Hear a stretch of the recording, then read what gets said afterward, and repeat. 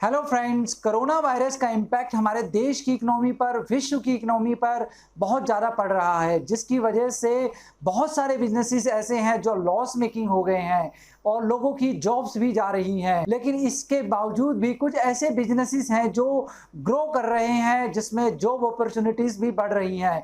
मैं इस वीडियो में आपको बताऊंगा वो कौन-कौन से ऐसे बिजनेसेस हैं जो आप कर सकते हैं और जिसमें आप अगर जॉब करना चाहते हैं उसमें आपका करियर भी सिक्योर है। सबसे पहले डिस्कस करते हैं ई कॉमर्स को। ई कॉमर्स का मतलब होता है कि आप जो भी प्रोडक्ट या सर्विसेज बेच रहे हैं वो आप इंटरनेट या ऑनलाइन माध्यम से बेच रहे हैं। जैसे कि आजकल जो भी शॉपिंग ज़्यादातर लोग कर रहे हैं वो ऑनलाइन कर रहे हैं। किसी को फ्रूट मंगाना है, वेजिटेबल्स मंगाना है, घर के सामान, एसेंशियल आइटम, बुक्स हो, इलेक्ट्रॉनिक्स आइटम्स हो या कोई भी रिक्वायरमेंट है, हम ऑनलाइन ऑर्डर देते हैं और सामान को मंगाते हैं। और हम लोग अमेजन, फ्लिपकार्ट, बिग बास्केट, ग्रोफर, स्नैपडील आदि वेबसाइट से हम सामान मंगाते हैं। ई कॉमर्स इंडस्ट्री की अगर हम बात करें तो 2018 में इसका जो साइज था वो $25 बिलियन का था, जो 2019 में बढ़कर हो गया $32 बिलियन और 2020 के एंड तक ये एक्सपेक्ट किया जा रहा है कि ये अप्रोक्स $40 बिलियन हो जाएगा। अगर इसे मैं INR में मतलब रुपीस में कन्वर्ट करूं तो ये बन जाते हैं लगभग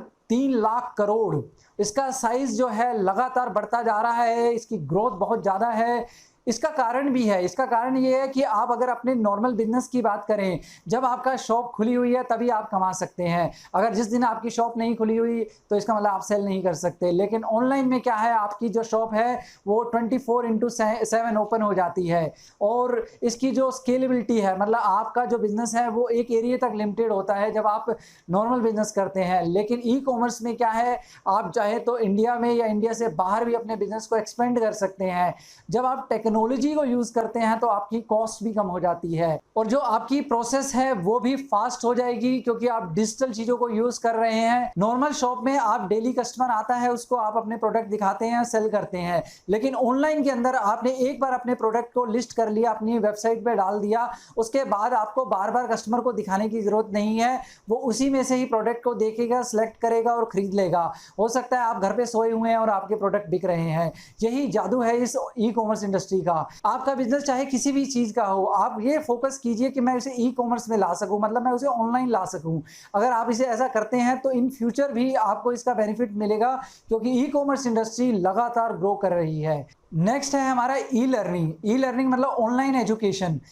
कोरोना वायरस की वजह से बहुत सारे बच्चे स्कूल कॉलेजों में जा नहीं पा रहे हैं। सभी लोग ऑनलाइन मोड से ही बच्चों को पढ़ा रहे हैं। एजुकेशन इंस्टीट्यूट जो है वो बच्चों को डायरेक्ट क्लासेस नहीं दे पा रहे हैं। तो एजुकेशन का जो मोड है ई लर्निंग की तरफ बढ़ रहा है, क्योंकि आप घर बैठे बच्चों को पढ़ा सकते हैं। आप अगर एक टीचर है तो आपको ई लर्निंग की तरफ बढ़ना चाहिए। कुछ फेमस जो ऑनलाइन एजुकेशन प्लेयर्स हैं जैसे कि बाइजू, उडमी, एड्यूकार्ड, अपग्रेड, जो लगातार अपने बिजनेस को एक्सपेंड करते जा रहे हैं और बहुत ग्रोथ हो रही है उनकी भी। इसका एक और कारण हमें ये भी समझना होगा कि जितने भी रूरल एरिया है, छोटे डिस्ट्रिक्ट हैं, वहाँ के बच्चे बड़े शहरों में आकर पढ़ नहीं सकते। तो ऑनलाइन एजुकेशन के मोड से उनको आप यहाँ से बैठकर पूरे इंडिया चाहे इंटरनेशनल बेसिस से आप बच्चों को पढ़ा सकते हैं। मतलब आपकी स्केलेबिलिटी है और टेक्नोलॉजी की वजह से कॉस्ट भी कम हो जाती है। चाहे बच्चों को आप ट्यूशन पढ़ाते हैं, चाहे इंग्लिश स्पीकिंग हो जाए या सॉफ्ट स्किल्स हैं या हमारी डांस अकेडमीज हैं, बहुत सारे लोग ऑनलाइन मोड पे आ चुके हैं और धीरे धीरे ऑनलाइन मोड पर आते जा रहे हैं, ई लर्निंग्स को अपना रहे हैं। अगर भारत सरकार की बात करें तो भारत सरकार भी ऑनलाइन एजुकेशन को प्रमोट कर रही है। यूजीसी ने भी प्रमोट किया है कि जो एजुकेशन होनी चाहिए वो डिग्री लेवल की ऑनलाइन मोड से कराई जाए और भारत सरकार ने इवन बजट के अंदर भी In order to provide quality education to students of deprived section of the society as well as those who do not have access to higher education, it is proposed to start a degree level full-fledged online education program. This shall be offered only by institutions who are ranked within top 100 in the National Institutional Ranking Framework. Budget के अंदर भी finance minister ने अपने budget में भी बताया कि online education को प्रमोट करना चाहिए, उसके ऑनलाइन डिग्रीज प्रोग्राम आने चाहिए तो हर तरफ अगर आप पाएंगे तो ई लर्निंग्स को प्रमोट किया जा रहा है। तो अगर आप भी इस इंडस्ट्री में आके अपने करियर को ग्रो करा सकते हैं। कोरोना वायरस का एक इम्पैक्ट ये भी पड़ा है कि लोगों की अवेयरनेस बढ़ी है हेल्थ के प्रति। हेल्थ इज़ वेल्थ, मतलब जो आपकी हेल्थ है यही आपकी वेल्थ है, ऐसा कहा जाता है और लोग इसे समझने लगे हैं, जिसकी वजह से कुछ ऐसे सेक्टर्स हैं जो ग्रो कर रहे हैं, जैसे कि food supplement, immunity booster, organic food, fitness coach, meditation, home exercise, yoga classes, dietitian, nutritionist, even yoga, Ayurveda या नेचुरलपैथी की तरफ लोग बढ़ रहे हैं। आप इन सेक्टर्स में जाकर अपने बिजनेस को ग्रो करा सकते हैं, इससे आप जुड़ सकते हैं। ऑर्गेनिक फार्मिंग के बारे में मैं आपको एक चीज़ और बताऊंगा कि ग्लोबल लेवल पर ग्लोबल ऑर्गेनिक फूड मार्केट का जो साइज है $262.85 बिलियन तक पहुंचने की संभावना है। इसका मतलब ये हुआ लगभग 19.5 लाख करोड़ इसका साइज हो सकता है। आप ऑर्गेनिक फूड मार्केट से भी अपने बिजनेस को जोड़ सकते हैं क्योंकि इसका साइज भी एक्सपेंड हो रहा है। नेक्स्ट है डिजिटल मार्केटिंग। डिजिटल मार्केटिंग का मतलब ये होता है एक ऐसी मार्केटिंग जिसमें हम इंटरनेट या online digital technology like computer का, mobile phone, other digital media and platform हम यूज़ करते हैं। क्योंकि जो बिजनेसेस हैं वो ई कॉमर्स या ऑनलाइन प्लेटफॉर्म पर जा रहे हैं, तो मार्केटिंग भी ऑनलाइन ही करनी पड़ेगी। तो डिजिटल मार्केटिंग का जो साइज़ है वो एक्सपेंड होता जा रहा है। अगर आप अपना बिजनेस डिजिटल मार्केटिंग में कर सकते हैं, मतलब आपको इसे एजेंसी प्रोवाइडर बन सकते हैं लोगों के लिए जो उनकी डिजिटल मार्केटिंग का काम कर सकते हैं। अगर डिजिटल मार्केटिंग के साइज़ की बात करें तो 19-20 के अंदर इसका जो साइज़ था वो 16,000 करोड़ का था, जो फाइनेंशियल ईयर 24-25 के अंदर 53.9 करोड़ हो जाएगा। तो इसके अंदर भी ग्रोथ बहुत ज़्यादा हो रही है। आप डिजिटल मार्केटिंग में भी अपना करियर बना सकते हैं, आप एक सर्विस प्रोवाइडर बन सकते हैं और लोगों को बिजनेसेस की नीड को पूरा कर सकते हैं। इसके अंदर मेनली कवर होते हैं SEO, SEM मतलब सर्च इंजन ऑप्टिमाइजेशन या सर्च इंजन मार्केटिंग। इसका मतलब होता है कि आपकी कोई जो वेबसाइट है आप चाहते हैं कि ये नंबर 1 रैंक करे, मतलब टॉप में आए, जब भी आप कोई गूगल पे सर्च करें तो आपकी वेबसाइट आए, तो उसके लिए मार्केटिंग की जाती है। इसमें गूगल एड्स को भी यूज़ किया जाता है। इसके अंदर social media marketing, email marketing, WhatsApp marketing, YouTube marketing, मतलब इसमें एफिलिएट मार्केटिंग या इन्फ्लुएंसर मार्केटिंग का भी इस्तेमाल किया जाता है अपने प्रोडक्ट को बेचने के लिए। तो डिजिटल मार्केटिंग का भी बहुत अच्छा स्कोप है, आप अपनी जॉब में या बिजनेस में इसे यूज़ कर सकते हैं और अपने करियर को ग्रो करा सकते हैं। नेक्स्ट है सोशल मीडिया एग्जीक्यूटिव्स या बिजनेसेस। सोशल मीडिया जैसे कि फेसबुक है, ट्विटर है, इंस्टाग्राम है, लिंक्डइन है, यूट्यूब है, यहाँ पर मैक्सिमम लोग अपना समय बिता रहे हैं। एक एवरेज के हिसाब से 2 से 3 घंटे एक व्यक्ति सोशल मीडिया पे ही बिता देता है। कंपनीज़ को ये डेटा पता है तो वो क्या करते हैं, वो अपना ज़्यादातर जो ब्रांड है वो सोशल मीडिया पे प्रमोट करने लग गए हैं, जिसकी वजह से सोशल मीडिया से जुड़े हुए जितने भी बिजनेसेस हैं उसमें ग्रोथ हो रही है। अगर इंडिया की बात करें तो 50 करोड़ इंटरनेट सर्विस यूज़ करने वाले यहाँ यूजर्स हैं। 26.5 करोड़ सब्सक्राइबर यूट्यूब्स के ही हैं।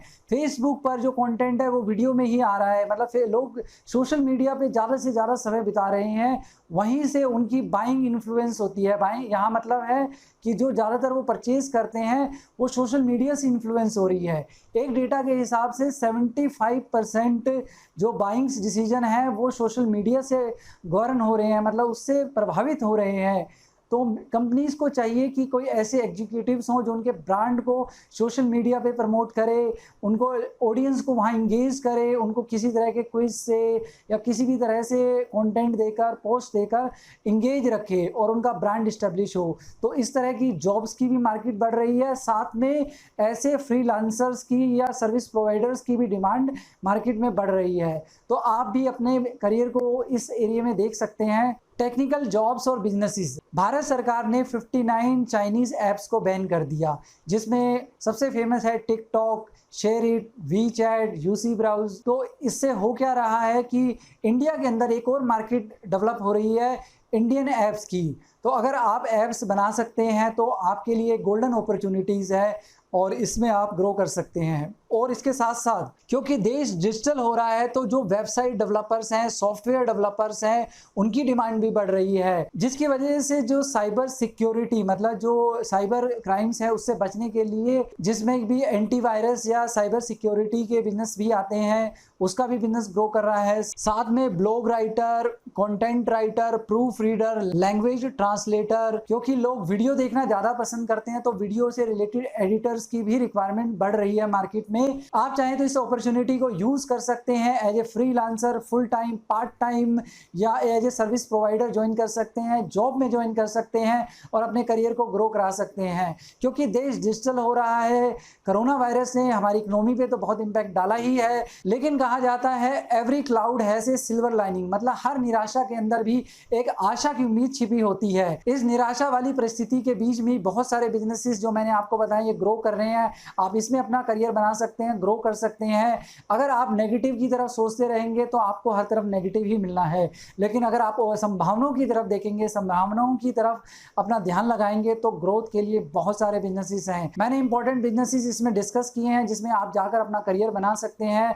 आप मुझे कमेंट बॉक्स में लिखकर बताइए आप कौन सा बिजनेस स्टार्ट करने वाले हैं या किस में अपना करियर इस्टेब्लिश करने जा रहे हैं। अगर मेरी ये वीडियो आपको अच्छी लगी तो प्लीज़ इसे लाइक कीजिएगा, मेरे चैनल को सब्सक्राइब कीजिएगा और इस वीडियो को शेयर कीजिएगा ताकि जो लोग निराशा में फंसे हुए हैं उनको एक आशा की किरण दिखाई दे। Thanks for watching my video. Thank you very much.